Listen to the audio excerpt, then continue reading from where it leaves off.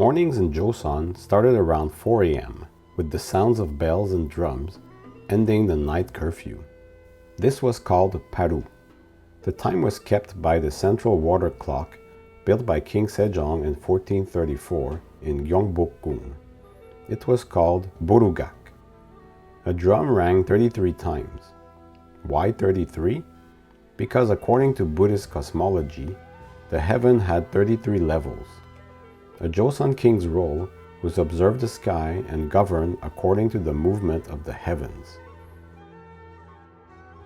Paru signaled that the 4 major gates of the capital were opening. The Boshingak, a large bell pavilion in Jongno, as well as the Great South Gate and the Great East Gate's bells rang in unison.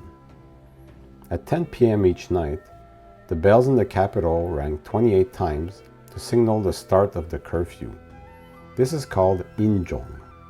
28 refers to the 28 brightest constellations located around the celestial equator. Watchmen patrolled the streets and had in their possession special badges allowing them to be out past the curfew. The king woke up at Paru.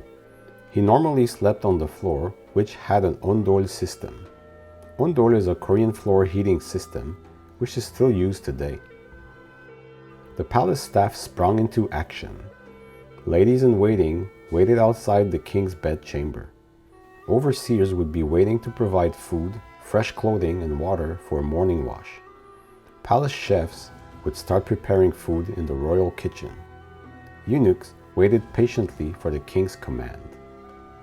Once outside of his bedchambers, the king would be attended to by staff who changed his clothes and headwear. The king would then head to the council halls to discuss affairs of the state with officials. It's important to note that all events that happened during the day were meticulously documented by official recorders in the diaries of the royal secretariat and the annals of the Joseon dynasty.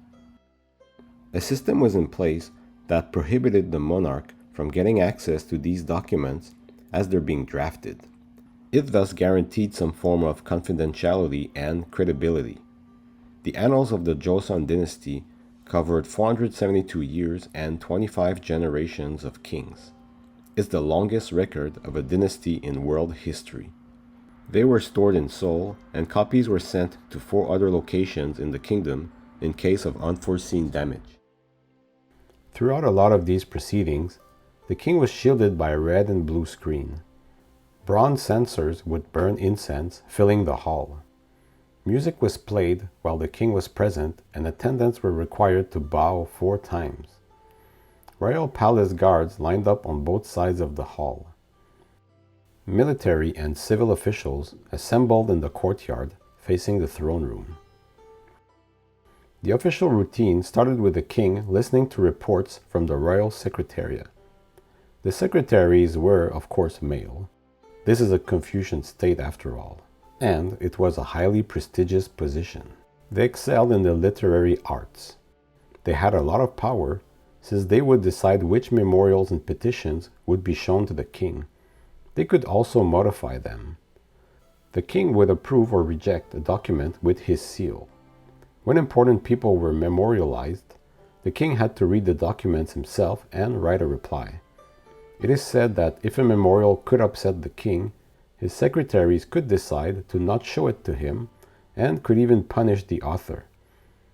The king's daily duty would also involve discussing state affairs with state counselors from the Ijongbu, the highest positions in the government.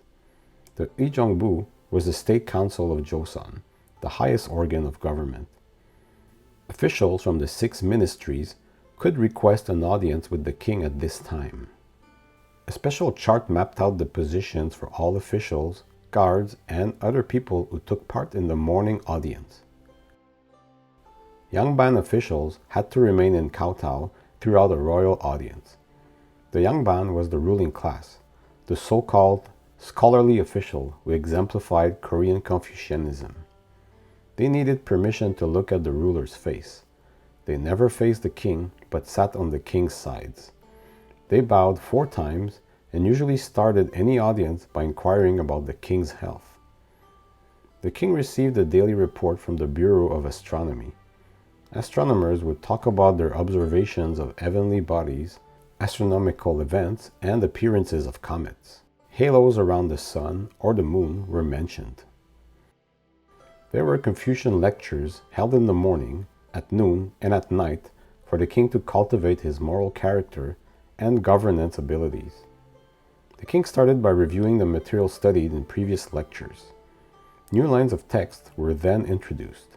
Royal lecturers read the passages and explained the pronunciation and meaning of the characters.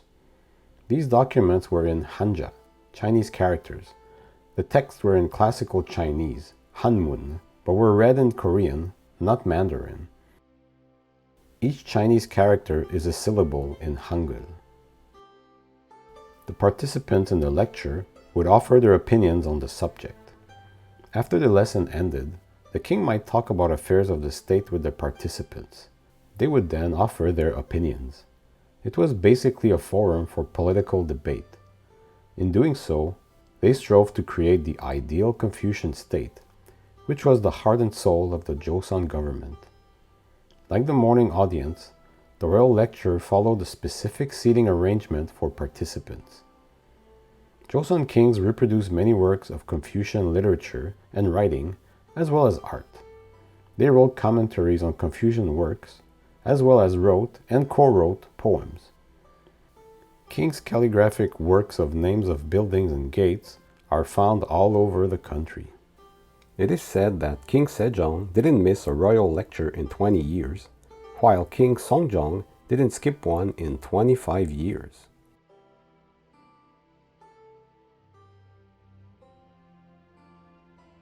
Often, the king had to receive foreign envoys. At that time, the world order was Confucian Sinocentric. Joseon had a vassal-suzerain relationship with China. Diplomatic messages from the Chinese emperor were called imperial letters, chikso, and were relayed by imperial envoys, chiksa. Joseon also pursued friendly relationships, or at least tried to, with its neighbors such as Japan and the Jurchens.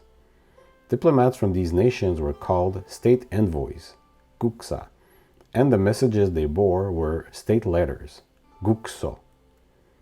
The king sent delegations at the border of the kingdom to receive and accompany back to the capital the foreign envoys.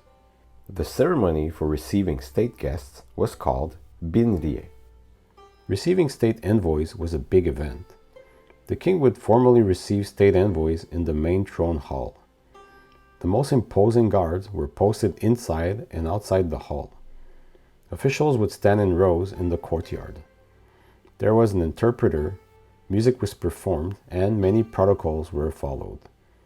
The king would receive the letter on the table beside him, inquire about the visitor's monarch, and compliment them on their long journey. A banquet would follow. Dancers and entertainers would enter the hall. Many dishes were served and alcohol flowed. The king drank first. Senior envoys would follow, and then lower-ranked envoys.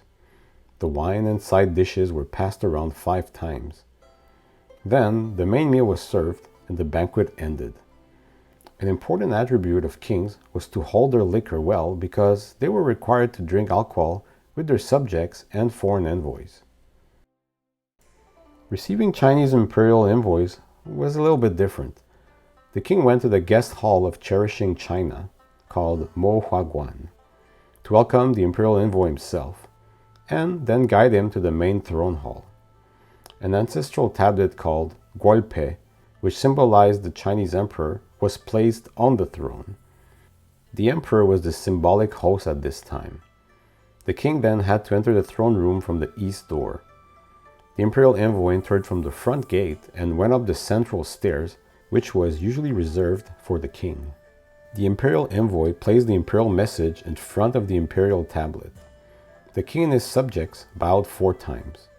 The king and the imperial envoy performed ritual sacrifices in the throne room. A banquet was then held in the Mo Huaguan. There was an even greater variety of dishes and drinks than foreign state banquets. The king drank 7 cups of alcohol, while the imperial envoy drank 5.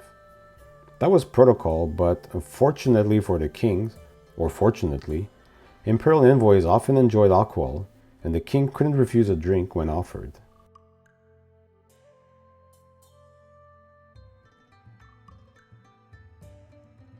The Guago civil servant examinations were used to recruit government officials. The Mungua was a literary examination for future civil officers, while the Mugua was used to recruit military officers. If they passed the exams, they would then become Yangban.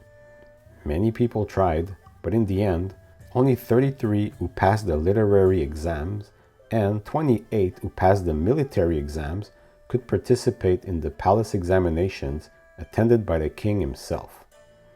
33 and 28, these numbers again.